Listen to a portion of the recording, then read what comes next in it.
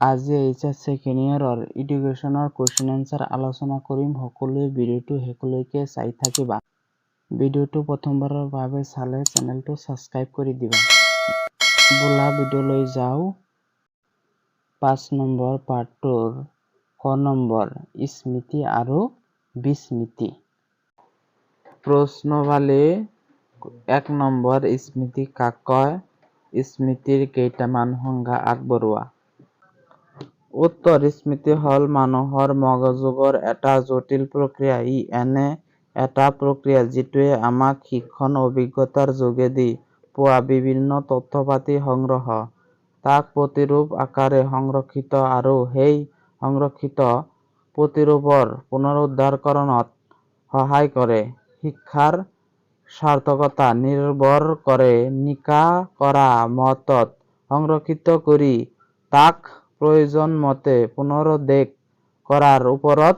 স্মৃতিৰ কেইটামান সংজ্ঞা হ'ল: 1 নম্বৰ ৰাৱণৰ মতে আমাৰ অভিজ্ঞতা লাভ কৰা কিছু পৰৰ পাছত তাক স্থিৰলৈ আনিব পৰাৰ যি ক্ষমতা থাকে তাকেই স্মৃতি আখ্যা দিয়া হয়।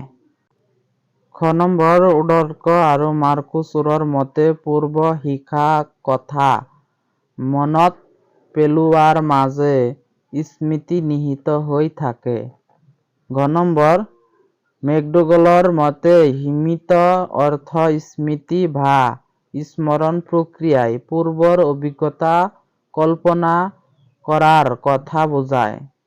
ঘ নম্বৰ ৰছৰ মতে স্মৃতি হ'ল এক নতুন অভিজ্ঞতাৰ দ্বাৰাই নিৰ্ধাৰিত হয় আৰু এই দুয়োটা সম্বন্ধ স্পষ্টভাৱে লক্ষ্য কৰিব পাৰি। 2 নম্বৰ কুৱেশ্যন স্মৃতিৰ উল্লেখযোগ্য বৈশিষ্ট্যসমূহৰ বিষয়ে লিখা।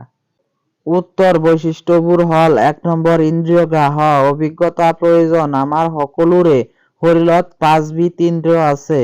স্মৃতি লাভৰ বাবে ইন্দ্ৰিয়ৰ প্ৰয়োগৰ সহায়তে শিক্ষণ অথবা অভিজ্ঞতা আয়ত্তকৰণৰ অতিশয় প্ৰয়োজনীয়। ইন্দ্ৰিয়গ্ৰাহ্য অভিজ্ঞতাৰ অবিহনে স্মৃতি ক্ৰিয়া অসম্ভৱ। 2 নম্বৰ সংৰক্ষণ কাৰ্যৰ আৱশ্যকীয়। প্ৰত্যেক ব্যক্তিয়ে মনত সংৰক্ষণৰ ক্ষমতা আছে। এই ক্ষমতা জন্মগত। এই শক্তি প্ৰয়োগৰ দ্বাৰাই স্মৃতি লাভৰ বাবে বিভিন্ন অভিজ্ঞতাৰ চাপ মনত সংৰক্ষিত কৰি ৰখা হয়। 3 নম্বৰ পুনৰস্মৰণ প্ৰয়োজন। স্মৃতিক এক মন কৰিবলগীয়া বৈশিষ্ট্য এই যে ইয়াক লাভৰ বাবে পুনৰস্মৰণ বিশেষ প্ৰয়োজন। এইখিনিতে এইটো উল্লেখনীয় যে পুনৰস্মৰণ সঠিক হোৱা বাঞ্ছনীয়।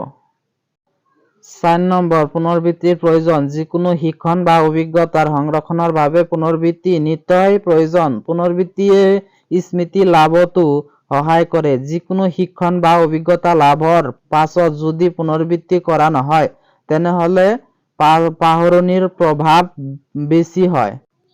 5 নম্বৰ সুস্থ মানসিক স্বাস্থ্যৰ আৱশ্যকতা। মানসিক স্বাস্থ্য অসুস্থ আৰু দুৰ্বল হলেও ব্যক্তিয়ে সংযুক্তভাৱে শিক্ষণ বা অভিজ্ঞতা লাভ কৰিবলৈ অপাৰগ হয়।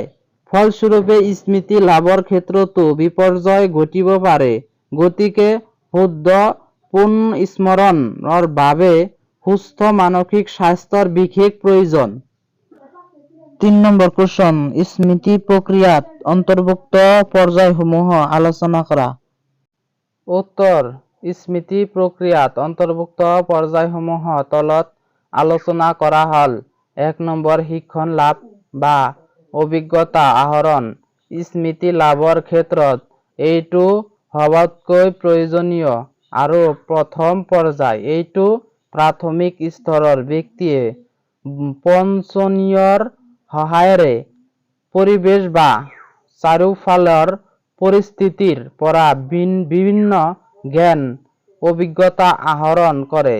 শিক্ষণ অভিজ্ঞতা অবিহনে মানুহৰ মন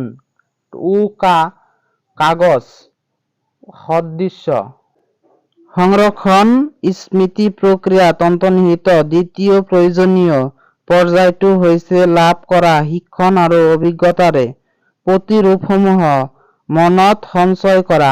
যিকোনো বিষয় শিকাৰ পিছত যদি মনত ধৰি ৰাখিবলৈ চেষ্টা কৰা নহয়, তেনেহলে সি সহজে পাহৰণিৰ গভীৰত লীল হ'ব। গতিকে মনত এই সংৰক্ষণ ক্ষমতা অবিহনে স্মৃতি লাভ নম্বৰ নহয়। গৱেষণাৰ পৰা এই তথ্য পোৱা গৈছে যে যিকোনো ব্যক্তিৰ ক্ষেত্ৰত সংৰক্ষণ ক্ষমতা বিকাশ ঘটে 14 বা 15 বছৰ বয়সলৈ। 25 বছৰ বয়সলৈকে এই ক্ষমতা অটুট থাকে আৰু তাৰ পিছৰ পৰা হ্ৰাস হ'বলৈ ধৰে। পুনঃস্মৰণ স্মৃতি প্ৰক্ৰিয়াৰ জৰিয়তে তৃতীয় পৰ্যায়টো হৈছে পুনঃস্মৰণ বা মনত পেলোৱা। এইটো পৰ্যায়ত মনত সংৰক্ষিত অতীতৰ অভিজ্ঞতাক সচেতনলৈ পুনৰুদ্ধাৰ কৰা হয়। অতীতত লাভ কৰা জ্ঞান অভিজ্ঞতাৰ পৰিৱৰ্তন নোহোৱালৈকে, অৰ্থাৎ হুবহু পুনৰ স্মৰণ কৰিবলৈ মনে যতন কৰে। পুনঃস্মৰণৰ ক্ষেত্ৰত স্মৰণযোগ্য যে মানুহে যিমানেই যতন নকৰক লাগে, অতীতৰ শিক্ষণৰ সম্পূৰ্ণ পুনৰুদ্ধাৰ অসম্ভৱ। ইয়াৰ কিছু অংশ পাহৰাটো নিশ্চিতই স্বাভাৱিক। সেয়েহে কোনো মনোবিদে স্মৃতিক সংৰক্ষণ আৰু পুনঃস্মৰণৰ মাজত কাৰক বুলি অভিহিত কৰে। 4 নম্বৰ কুৱেশ্যন, স্মৃতি ভাল আৰু বেয়া দুয়োবিধৰে হ'ব পাৰে নেকি? যুক্তি সহ উত্তৰ দিয়া। উত্তৰ: স্মৃতি ভাল আৰু বেয়া দুয়োবিধেই হ'ব পাৰে। ভাল স্মৃতিৰ লক্ষণসমূহ: ক নম্বৰ দ্ৰুত শিক্ষা গ্ৰহণ, খ নম্বৰ সংৰক্ষণ দীঘল আৰু স্থায়িত্ব, ঘ নম্বৰ সঠিক আৰু দ্ৰুত পুনঃস্মৰণ, ঘ নম্বৰ উত্তৰ প্ৰত্যভিজ্ঞা, ঙ নম্বৰ কাৰিকৰীতা ইত্যাদি। উপৰোক্ত আটাইকেইটা গুণ যাৰ থাকে তেওঁকেই আমি ভাল স্মৃতি থকা বুলি ক'ব পাৰোঁ। আনহাতে যিবোৰ বয়সীয়াল বা ছাত্ৰ-ছাত্ৰীয়ে দ্ৰুত শিক্ষা গ্ৰহণ কৰিব নোৱাৰে, শিক্ষণীয় বিষয় অধিক সময় বাবে সংৰক্ষণ কৰিব নোৱাৰে আৰু সঠিকভাৱে পুনঃস্মৰণ কৰাত ব্যৰ্থ হয়, তেওঁলোকৰ স্মৃতিশক্তি আমি বেয়া বুলি অভিহিত কৰিব পাৰোঁ। অৱশ্যে উন্নত মনোবিজ্ঞান নীতি প্ৰয়োগৰ দ্বাৰা বেয়া বুলি স্মৃতিক ভাল স্মৃতিলৈ উন্নত কৰবা পাৰি। এনে ধৰণৰ কৌশল কেইটাৰ ভিতৰত উল্লেখযোগ্য হ'ল আগ্ৰহ, অভিপ্ৰায়, ইচ্ছা, পুনৰাবৃত্তি, ছন্দৰ প্ৰয়োগ, জিৰণি ইত্যাদি। 5 নম্বৰ কুৱেশ্যন, ভাল স্মৃতিৰ লক্ষণসমূহ বৰ্ণনা কৰা। উত্তৰ: ভাল স্মৃতিৰ লক্ষণসমূহৰ তলত বৰ্ণনা কৰা হ'ল: 1 নম্বৰ দ্ৰুত আৰু সহজভাৱে শিক্ষা গ্ৰহণৰ ক্ষমতা। ভাল স্মৃতিৰ এটা মন কৰিবলগীয়া গুণ বা বৈশিষ্ট্য হৈছে অতি ক্ষিপ্ৰ আৰু সাৱলীলভাৱে যিকোনো শিক্ষা বা অভিজ্ঞতা আহৰণ ক্ষমতা। যি ব্যক্তিৰ স্মৃতিশক্তি ভাল তেওঁ অতি কম আয়ত্তে আৰু পৰিশ্ৰমেৰে শিক্ষা বা অভিজ্ঞতা লাভ কৰিবলৈ সমৰ্থ হয়। আনহাতে যিসকল লোকৰ স্মৃতিশক্তি দুৰ্বল তেওঁলোককে শিক্ষণ বা অভিজ্ঞতা লাভৰ হকে সময় আৰু অধিক পৰিশ্ৰমৰ প্ৰয়োজন হয়।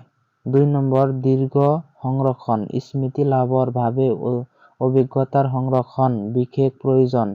ভাল স্মৃতি সম্পন্ন লোক সকলৰ শিক্ষণ অভিজ্ঞতাৰ প্ৰতিৰূপ বহুদিনলৈ সংৰক্ষণ কৰি ৰাখিব পাৰি। গতিকে কেৱল দ্ৰুত শিক্ষণেই ভাল স্মৃতিৰ লক্ষণ নহয়। 3 নম্বৰ শুদ্ধ আৰু দ্ৰুত পুনৰাবৃত্তিকৰণৰ স্মৃতি লাভৰ ক্ষেত্ৰত মনত সঞ্চিত অতীতৰ শিক্ষণৰ অভিজ্ঞতাৰ প্ৰতিৰূপসমূহ পুনৰাবৃত্তিকৰণৰ নিতাই প্ৰয়োজন। যিসকলৰ ভাল স্মৃতি তেওঁলোকে অতীতৰ অভিজ্ঞতাবোৰ সহজে নেপাহৰে আৰু প্ৰয়োজন অনুসৰি শুদ্ধ আৰু সুন্দৰকৈ পুনৰাবৃত্তি কৰিব পাৰে। 4 নম্বৰ প্ৰয়োগ ক্ষমতাযুক্ত। প্ৰয়োগ ক্ষমতাযুক্ত অৰ্থ হৈছে স্মৃতি প্ৰয়োগৰ ক্ষমতা। এনেকুৱা লক্ষণ ভাল স্মৃতি থকা প্ৰয়োজন। ভাল স্মৃতি ব্যক্তি এজনে প্ৰয়োজন অনুসৰি যিকোনো বিষয়বস্তু পুনৰ স্মৰণ কৰিব পাৰিব লাগে। স্মৃতি যদি প্ৰয়োজন অনুসৰি কামত খটুৱাব নোৱাৰে তেতিয়া সি মূল্যহীন হৈ পৰে। 6 নম্বৰ কুৱেশ্যন, প্ৰাথমিক পৰ্যায়ৰ এজন শিক্ষক হিচাপে শিক্ষাৰ্থীৰ ভাল স্মৃতি লাভত কেনেদৰে সহায় কৰিব?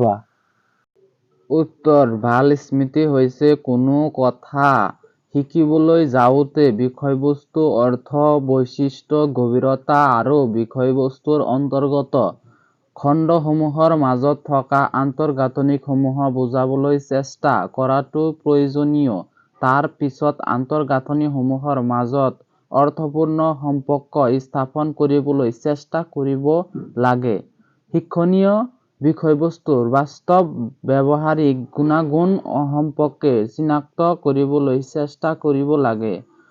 মুখস্থ কৰাৰ সময়ত বা কোনো কথা মনত ৰখাৰ সময়ত ছাত্ৰ-ছাত্ৰীয়ে বিষয়বস্তুৰ গুৰুত্ব বুজি সুবিধাও পাৰে। সেয়েহে শ্ৰেণীকক্ষত শিক্ষকে পঢ়িবলগীয়া বিষয়বস্তুৰ অৰ্থ ছাত্ৰ-ছাত্ৰীৰ আগত ফহিয়াই দেখুৱাব লাগে। মনোবৈজ্ঞানিক বা অযুক্তিসংগতভাৱে কোনো বিষয়ক বিভিন্ন খণ্ডত বিভক্তি কৰি মনত ৰাখিবলৈ চেষ্টা কৰা উচিত নহয়। প্ৰতিটো স্মৰণযোগ্য বিষয় আৰু কথা যথাৰ্থ সম্ভৱ তাৰ প্ৰতিটোক ৰূপ, গঠন আৰু প্ৰয়োগৰ যোগেদি সংৰক্ষণ আৰু পুনৰ স্মৰণ চেষ্টা কৰিব লাগে। ইয়াৰ বাবে শিক্ষা গ্ৰহণ, আৱিলিকা চিত্ৰ, অংকচিত্ৰ, চিত্ৰৰেখা চিত্ৰ আদিৰ যথোচিত প্ৰয়োগ কৰিব লাগে। ব্যক্তিৰ মনৰ ইচ্ছা শক্তি বা মনোবলৰ ওপৰত স্মৃতি ৰক্ষা বহু পৰিমাণে নিৰ্ভৰ কৰে। মনৰ ইচ্ছা শক্তি দৃঢ়তা থাকিলে অসম্ভৱো সম্ভৱ হয়, কঠিন কামো সহজ হয়। স্মৃতি ৰক্ষাৰ আৱিলিকাও এই কথাৰ খাটে। প্ৰাথমিক পৰ্যায়ত এজন শিক্ষক হিচাপে শিক্ষাৰ্থীৰ ভাল স্মৃতি লাভত এনেদৰে সহায় কৰিব। 7 নম্বৰ কুৱেশ্যন, প্ৰতিৰূপ স্মৃতি কাক কয়? উদাহৰণ বুজাই লিখা। উত্তৰ: যিবোৰ দৈহিক ক্ৰিয়াৰ ওপৰত নিৰ্ভৰ নকৰি অৰ্থাৎ বাৰে বাৰে অনুশীলন কৰি অভ্যাস গঠন নকৰে। স্বতন্ত্ৰভাৱে শিক্ষণীয় বিষয়ৰ সৈতে অৰ্থ উপলব্ধি আৰু মানসিক প্ৰচেষ্টাৰে যি প্ৰতিৰূপ মনত গঢ়ি তোলা হয় তাকেই প্ৰতিৰূপ স্মৃতি বোলে। 8 নম্বৰ কুৱেশ্যন, বিস্মৃতি কাক কয়? উত্তৰ: আমি যিমানবোৰ কথা শিকো, সিমানবোৰ অভিজ্ঞতা আহৰণ কৰো, সিমানবোৰ মনত পেলাব নোৱাৰো। মনত পেলাব নোৱাৰিলে আমি পাহৰি গৈছো বুলি কওঁ। এই পাহৰি যোৱাকে বিস্মৃতি বুলি কোৱা হয়। 9 নম্বৰ কুৱেশ্যন, বিস্মৃতিৰ মন কৰিবলগীয়া বৈশিষ্ট্যসমূহ আলোচনা কৰা। উত্তৰ: বিস্মৃতিৰ মনত কৰিবলগীয়া বৈশিষ্ট্যসমূহ হ'ল: 1 নম্বৰ, বিস্মৃতি এনে এক মানসিক অৱস্থা যাক ইচ্ছা কৰিলেও এবাৰেই চলা সম্ভৱ। মনত সঞ্চিত প্ৰতিৰূপসমূহৰ পুনৰ স্মৰণ অসামৰ্থ্যই হৈছে বিস্মৃতি। 2 নম্বৰ, বিস্মৃতি অনাৱশ্যকীয় নহয়, কাৰণ ই শিক্ষণ আৰু অভিজ্ঞতাৰ আহৰণ আৰু সেই সমূহৰ প্ৰতিৰূপ চেতনাক মনত সংৰক্ষণৰ ক্ষেত্ৰত পৰোক্ষভাৱে যথেষ্ট সহায় কৰে। 3 নম্বৰ, বিস্মৃতি এনে এক স্বাভাৱিক প্ৰক্ৰিয়া আৰু ই মনক স্বাভাৱিক অৱস্থাত ৰাখে বাবে ইয়াক মনৰ প্ৰতিৰক্ষা কৱচ বুলি কোৱা হয়। 4 নম্বৰ, শিক্ষণক বহু সময়তে যুক্তিযুক্ত পাহৰণিৰ কাৰ্য বুলি কোৱা হয়, কাৰণ ই মনৰ পৰা অপ্ৰয়োজনীয় আৰু অপ্ৰাসংগিক প্ৰতিৰূপসমূহ দূৰ কৰি নতুন প্ৰতিৰূপ সংৰক্ষণত সহায় কৰে। 5 নম্বৰ, বিস্মৃতিৰ অন্য এটা মনত কৰিবলগীয়া বৈশিষ্ট্য এই হ'ল যে শিক্ষা বা অভিজ্ঞতা লাভৰ প্ৰথম কেইঘণ্টামান সময়ৰ ভিতৰত ইয়াৰ প্ৰকোপ বেছি থাকে আৰু সময় পাব হোৱাৰ লগে লগে কমি আহে। 11 নম্বৰ উদাহৰণ ব্যাখ্যা কৰা। ক নম্বৰ কুৱেশ্যন, স্মৃতিৰ বাবে বিস্মৃতিৰ প্ৰয়োজন। উত্তৰ, স্মৃতি আৰু বিস্মৃতি এটা আনটোৰ লগত গভীৰভাৱে জড়িত। এটাক বাদ দি আনটোৰ আলোচনা সম্পূৰ্ণ হ'ব নোৱাৰে। বিস্মৃতি হৈছে স্মৃতি কাৰ্যৰ অতি লাগতিয়াল তথ্য, প্ৰয়োজনীয় কথা। কাৰণ ব্যক্তিৰ মনত অতীতৰ অভিজ্ঞতা সংৰক্ষণ ভৱিষ্যতেও এক সীমাবদ্ধতা থাকে। সেইবাবে তেওঁৰ দৈনন্দিন জীৱনৰ অভিজ্ঞতাবোৰ অনাৱশ্যকীয় আৰু আমদানিক অংশ বিস্মৃতি যোগেদি সচেতন মনৰ পৰা আঁতৰ কৰা হয়। ইয়াৰ ফলস্বৰূপে নতুন অভিজ্ঞতাক মনত ঠাই দিব পৰা হয়। সকলো পুনৰ অভিজ্ঞতাই ব্যক্তিৰ মনত জুমুৰি থকা হলে বৰ্তমান বাস্তৱ সমস্যাসমূহ চিন্তা চৰ্চা কৰাৰ ক্ষেত্ৰত যথেষ্ট অসুবিধাৰ সৃষ্টি হলহেঁতেন। গতিকে স্মৃতিৰ দৰে বিস্মৃতিও সকলোৰে বাবে প্ৰয়োজন। 6 নম্বৰ কুৱেশ্যন, বিস্মৃতিৰ মনৰ প্ৰতিৰক্ষা কৱচ। উত্তৰ, বিস্মৃতি আমাৰ বাবে কোনো ক্ষেত্ৰত অনিৰ্দিষ্টকাৰী যদিও বহু ক্ষেত্ৰত ই আমাৰ বাবে সহায়কাৰী।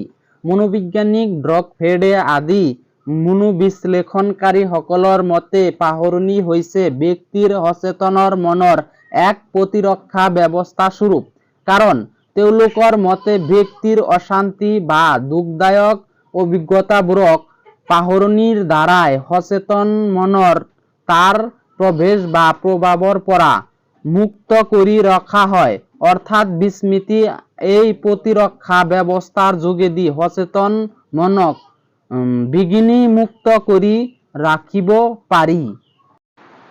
6 নম্বৰ কুৱেশ্যন, স্মৃতি আৰু বিস্মৃতিৰ একেটা মুদ্ৰাৰে দুটা পিঠি সদৃশ। উত্তৰ, স্মৃতি আৰু বিস্মৃতি এটা আনটোৰ লগত গভীৰভাৱে জড়িত। এটাক বাদ দি আনটোৰ আলোচনা সম্পূৰ্ণ হ'ব নোৱাৰে। বিস্মৃতিক সাধাৰণভাৱে বিপৰীতধৰ্মী ক্ৰিয়া বুলি গণ্য কৰা হয়।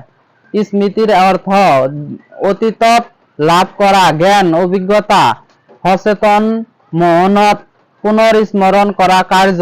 অতীতত অভিজ্ঞতা পুনৰ স্মৰণ অসামৰ্থ্যই হৈছে পাহৰণি বা বিস্মৃতি।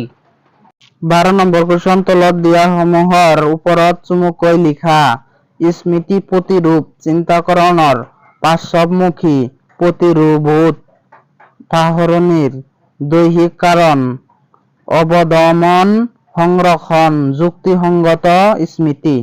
উত্তৰ, স্মৃতি প্ৰতিৰূপ। প্ৰতিৰূপ স্মৃতিৰ নামটোৰ পৰাই অনুমান কৰিব পৰা যায় যে এইবিধ স্মৃতি সম্পূৰ্ণভাৱে মনৰ সঞ্চিত প্ৰতিৰূপৰ ওপৰত নিৰ্ভৰশীল। এই প্ৰতিৰূপ স্মৃতিৰ লাভৰ বাবে পতাত অভিজ্ঞতাৰ বা শিক্ষণৰ প্ৰতিৰূপসমূহৰ মনৰ সঞ্চিত হোৱাৰ নিতান্তই প্ৰয়োজন। এনেবোৰ কাৰণৰ বাবে প্ৰতিৰূপ স্মৃতিৰ প্ৰকৃতি স্মৃতি বোলা হয়। পাছতমুখী প্ৰতিভূত। পাছতমুখী হৈছে পাহৰণিৰ মানসিক কাৰণ। সৰহসংখ্যক ব্যক্তিৰ ক্ষেত্ৰই ই পৰিলক্ষিত হয়। মনোবিদ এছ চৌহানৰ মতে পাছতমুখী প্ৰতিভূত অৰ্থ হ'ল কিবা এটা প্ৰতিভূত কৰবাৰ কিবা এবিধে পাছতমুখী হৈ ক্ৰিয়া কৰা। অৱদমন স্মৃতি ক্ৰিয়াত পেলোৱাৰ অচেতন মনৰ অসুস্থৰ প্ৰভাৱ এক অতি পৰিলক্ষিত অভিজ্ঞতা হৈছে অৱদমন। মনোবিদ ফ্ৰেণ্ডৰ মতে অৱদমন হৈছে মনৰ এবিধ সক্ৰিয় আৰু ইচ্ছাকৃত বিস্মৃতি ক্ৰিয়া। শিক্ষণ সংৰক্ষণ পৰৱৰ্তী মানসিক প্ৰচেষ্টা হৈছে শিক্ষণ অভিজ্ঞতাক প্ৰতিৰূপ আকাৰে মনত সংৰক্ষণ কৰা। কেৱল শিক্ষণেই স্মৃতিৰ কাৰণে যথেষ্ট নহয়, আনকি যিবোৰ কথা শিকো সেইবোৰৰ স্বাভাৱিকভাৱে মনত ৰাখিবলৈ চেষ্টা কৰোঁ। শিক্ষণ অভিজ্ঞতাৰ যিবোৰ কথাই মনত ৰেখাপাত কৰে তাক সংৰক্ষণ কৰি ৰখা হয়। মনত থকা সংৰক্ষণ ক্ষমতাই ব্যক্তিৰ মানসিক বিকাশ সম্ভৱ কৰি তুলিছে।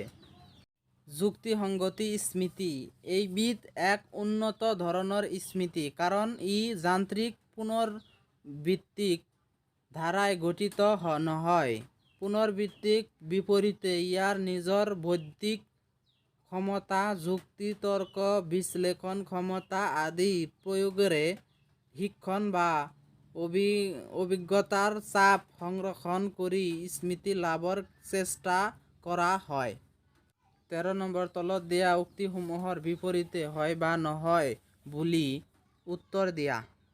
ক নম্বৰ, স্মৃতি অতীতত অভিজ্ঞতাৰ পুনৰুদ্ধাৰ কাৰ্য। উত্তৰ হয়। খ নম্বৰ, ভাল স্মৃতি বা প্ৰতিৰূপ গঠনৰ প্ৰয়োজন নাই। উত্তৰ নহয়। ঘ নম্বৰ, পাছতমুখী প্ৰতিৰোধ বিস্মৃতিৰ এটা প্ৰধান দৈহিক কাৰণ। শুদ্ধ উত্তৰ। ঘ নম্বৰ, কুশ্বন অতীতৰ অভিজ্ঞতাৰ পুনৰস্মৰণ অসমৰ্থই হৈছে বিস্মৃতি। উত্তৰ হয়। ঙ নম্বৰ, কুশ্বন মনৰ সংৰক্ষণ ক্ষমতা আহৰণ কৰিব পাৰি। উত্তৰ নহয়।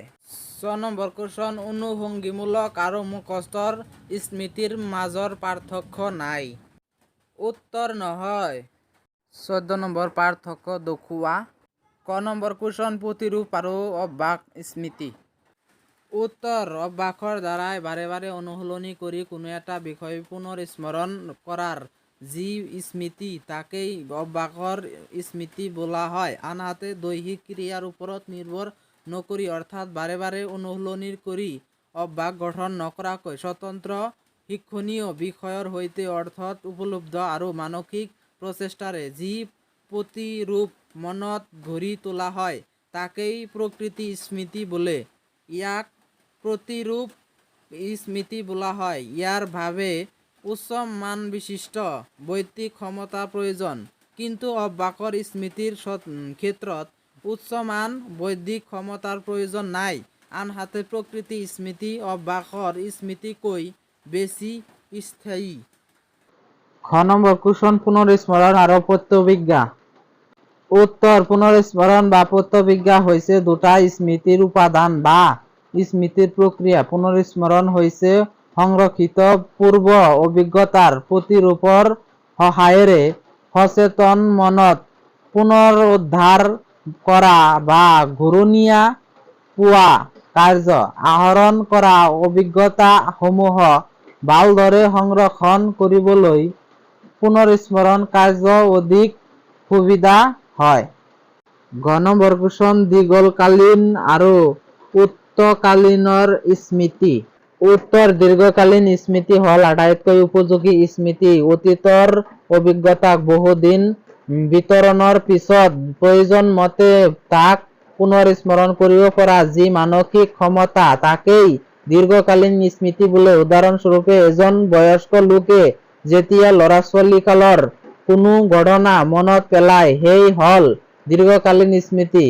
তৎকালীন স্মৃতিৰ নতুনত্ব দীৰ্ঘকালীন স্মৃতি অধিক স্থায়ী প্ৰতিকূলৰ। আনহাতে তৎকালীন স্মৃতিৰ ক্ষেত্ৰত সময়ৰ যথেষ্ট ব্যৱধান কম।